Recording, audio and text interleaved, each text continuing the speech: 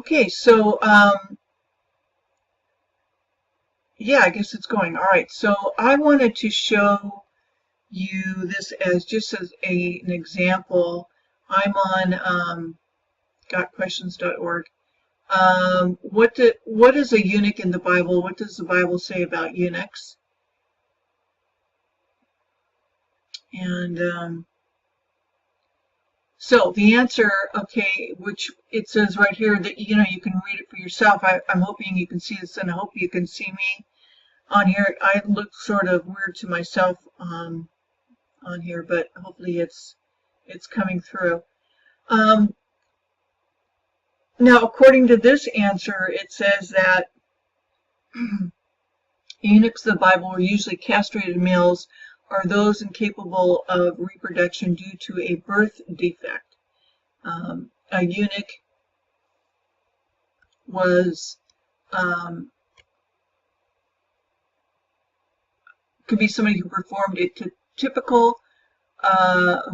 work typical of eunuchs, although he remained perfectly capable of having sex, i.e. eunuch in some cases was simply a title for some people. So it's this huge umbrella, and of course we know that the Lord knows that this was so as far as Matthew 19:12 is concerned, when he mentioned eunuchs in those verses. There are some made from the mother's womb, there were some made by man, and then there were some that choose to be celibate for the sake of heaven. And so the purpose of intentional castration was to induce an impotence and remove sexuality, which really didn't quite work. But anyway, it was a common practice in ancient times for the rulers to castrate some of their servants and or advisors in order to subdue and pacify them. It was especially common to castrate men who attended to the royal harem. Queen Esther's eunuchs were mentioned in Esther 4:4.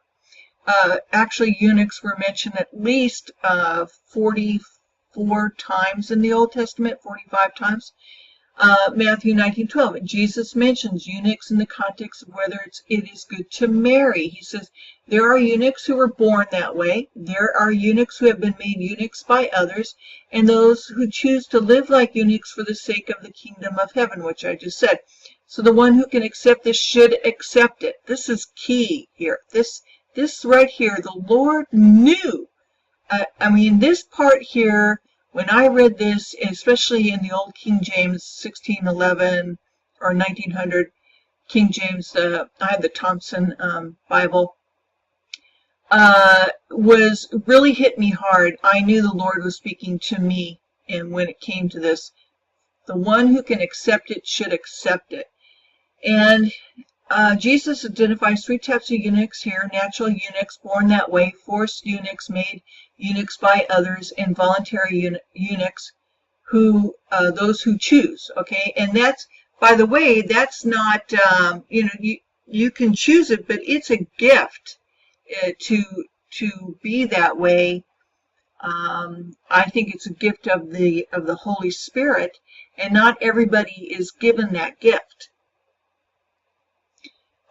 The natural eunuch includes those who are born with a physical defect, so they may have some sort of sexual defect, physical sexual defect, yeah, like maybe having one testicle or something to that effect. And they don't have a real desire for marriage and or for sex. Forced eunuchs are those who have been castrated for whatever reason. Voluntary eunuchs are those who, in order to better serve the Lord in some capacity, choose to forgo marriage. God calls some people to remain single and therefore celibate. Paul speaks of those who serve the Lord in an unmarried state, 1 Corinthians 7 through 9. So I wish all were like myself, Paul is saying here, but each has their own gift from God. One of one kind and one of another. Okay, so some are given the gift of discernment, like Tony from God Rules. Some are given gifts of joy, like the eunuch from Ethiopia, and I believe I've been given that too. To the unmarried and the widows. And widows also include those lesbians who have not been married. And I can go into that later. I say that it is good for them to remain single, as I am. But if they cannot exercise self-control, they should marry. And then he goes on, because you don't want to inflame yourself and so forth. Okay, so that's that. And then some gay groups argue that Jesus is referring to homosexuals when he mentions eunuchs who were born that way. However, the Bible never uses the word homosexual and eunuch interchangeably. But we know, as I have stated before, and how I am stating in my book, for example, that I will somehow try to put on here, is that through the church, through history, we lost the term eunuch and homosexual because it was removed. The Catholic Church did not, they saw eunuch people, which I include as the whole LGBT people. They were very envious of them. They saw them as a threat because they had the ear of the Pharaoh or the kings or whoever they might be, working for, whatever office they might have held. And we know that they held high offices of importance because they were deemed trustworthy, because they wouldn't do anything they're already considered outcast, okay? They're already considered a minority, and if they have a very valued position, they're not going to they don't want to lose that, okay? So they're going to do everything in their power to try to keep it. But if we go on here,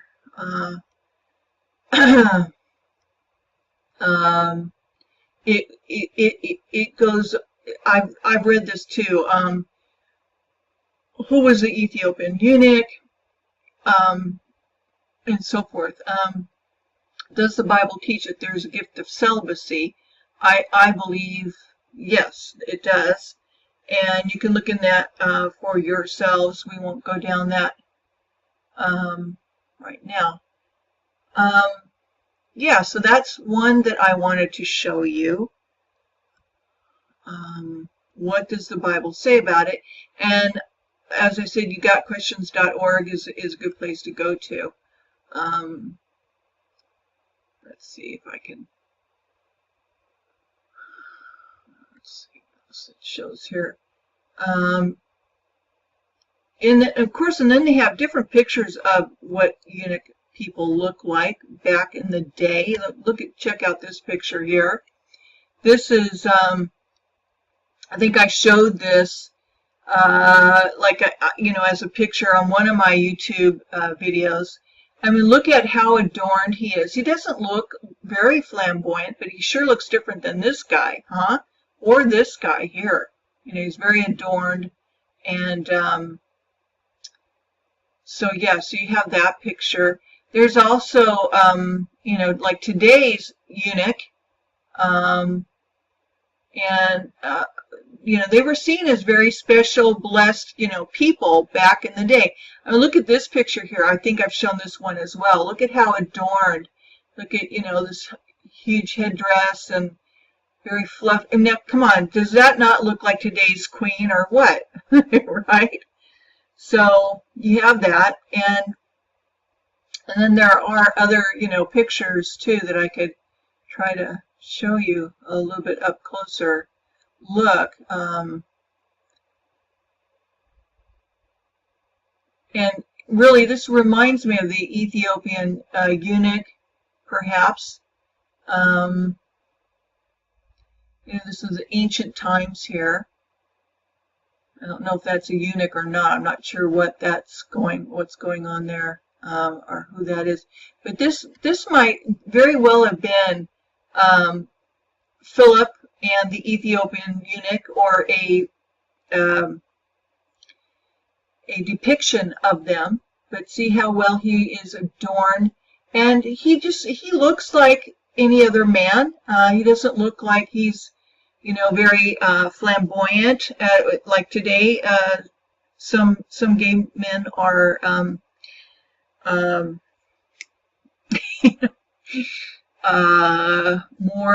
more feminine than male,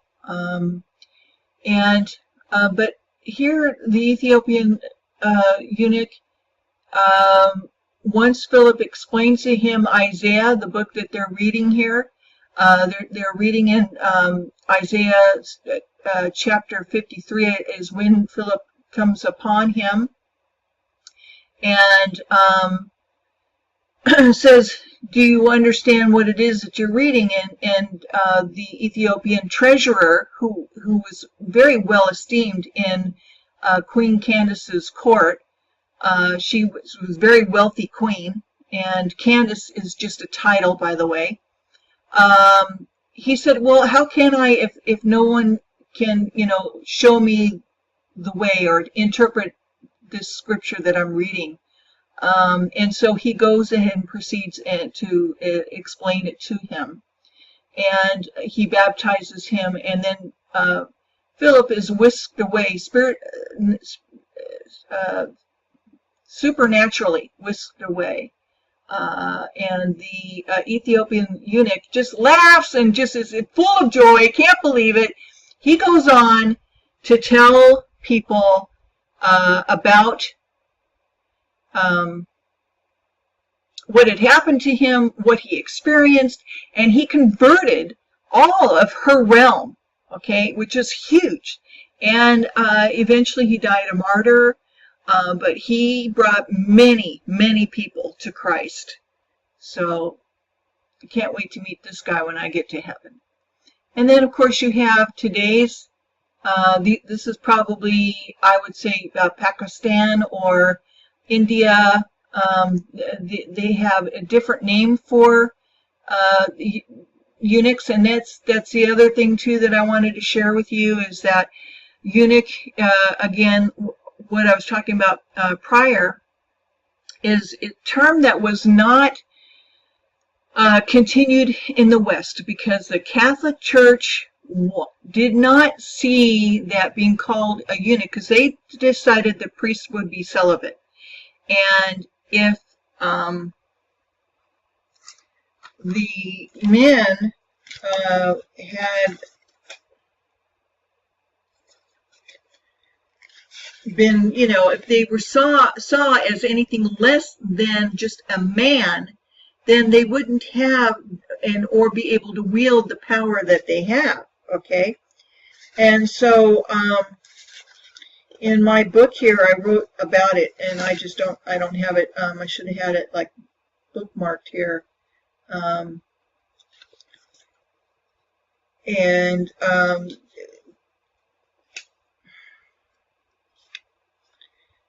Even though the only way that they could get the ear of the king or the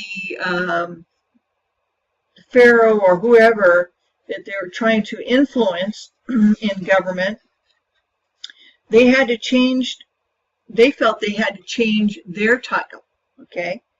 And so they felt that let's see, I need to get back to where this was, but